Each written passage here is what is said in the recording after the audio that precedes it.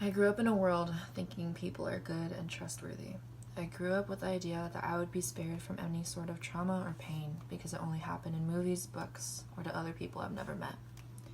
In March 2019, this perspective changed for me. It happened the night I lost total respect and care for myself. I don't remember much, but what I do remember is trying desperately to say no as I fell in and out of consciousness. I remember counting down the 537 seconds it took for him to stop. I remember fighting my way out of his arms as he refused to let me leave. The morning after, I sat in my shower, scratching at my skin as an attempt to scrape him off of me. I relied on someone else to define my worth. I based my values and choices on what someone else wanted to tell me I was enough. I gave him the power to control me, as well as the ability to completely crush my soul. On March 10th, 2019, I was sexually assaulted.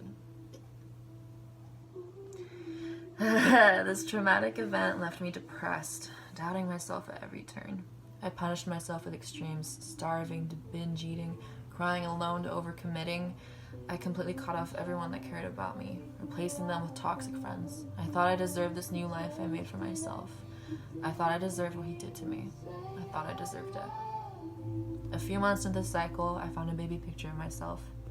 Looking at the photo, it hit me. I still have the same strong, good-hearted soul I've had since I was born. 5-year-old me was no different than 16-year-old me. We are still the same. Imagine me as a young child dealing with what I went through hurt more than I could explain. This inspired me to start a journey, using this horrific experience as motivation to become a stronger, better me. On this journey, I realized that many of my friends, family, and even teachers have been through the exact same thing. I learned that 1 out of 5 American women have either been sexually assaulted or raped. I learned that approximately 90% of rape victims know their rapist, yet rape charges have fallen by more than 55% in the last 4 years. It's not something that anyone of any gender should believe is part of their coming of age into adulthood. These are not statistics that we should normalize and not be surprised by. When I initially opened up about my story to other female adults, I expected them to be consoling, help me understand it wasn't my fault and that what happened wasn't okay. But the first thing they said to me was, it happened to me too. They said it as if that fact alone was supposed to be enough to save me. The fact that I wasn't alone in this. Spoiler alert, it wasn't enough. It wasn't until 2 months ago that I decided to report my assaulter to the police. It's been a painful process, vivid flashbacks, anger, and finding out new, terrifying information. I learned that there's footage of my assaulter and I out there, but no one will let me see it, or release the content of the video to me. I also learned that there was a very real possibility of my being raped, a memory I do not have. Yet out of all of this, the most painful part that truly cemented this into reality for me was telling my mother over dinner, "Mama, I think I was raped."